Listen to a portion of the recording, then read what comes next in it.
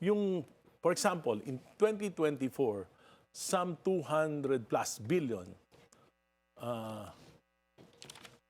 were replaced from the NEP, nilagay sa unprogrammed funds. Ito yung ating equity counterpart dun sa mga foreign assisted projects. At nung 2025, some 157 billion. So, ang total niyan, if I'm not mistaken, 399 billion in 2 years. Ha? So, nasayang yan. Bakit? Nalagay lang yan sa mga flood control na The controversial flood control projects that we are ghost, looking into. substandards, mga substandard projects. So, yun nangyari. Pero, double whammy. Bakit? Because? Nilagay natin sa unprogrammed funds, yan yung mga foreign assisted na counterpart.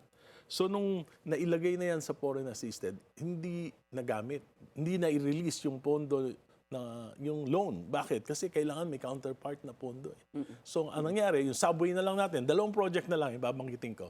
Yung subway, Metro Subway, dapat yan matatapos ng 2028. Dapat nakasakay na tayo sa subway. Para na tayong Hong Kong sa 2028. Ngayon, 2032 na matatapos dahil na-delay, dahil dyan sa ginawa na yan. Yung PNR Elevated Rail na dapat matatapos ng 2029, na-delay din to 2032.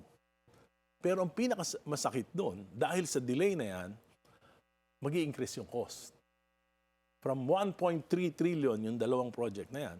1.3 trillion in total of our counterpart? No, yung project, yung subway and PNR Railway, ang total niyan mga 1.3 trillion.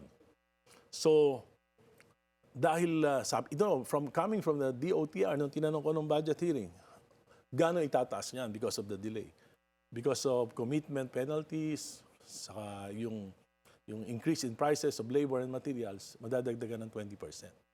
So, 20% of 1.3 billion is about 260 billion pesos. Right.